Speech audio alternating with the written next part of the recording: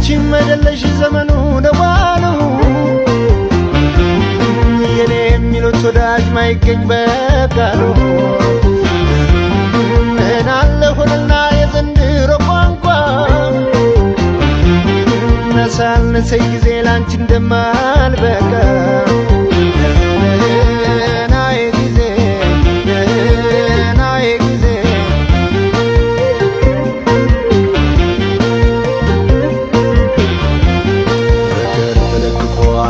የተኛለ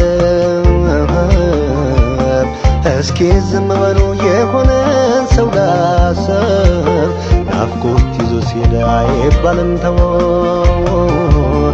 አሳዘነኝ ነበር የተንገላታው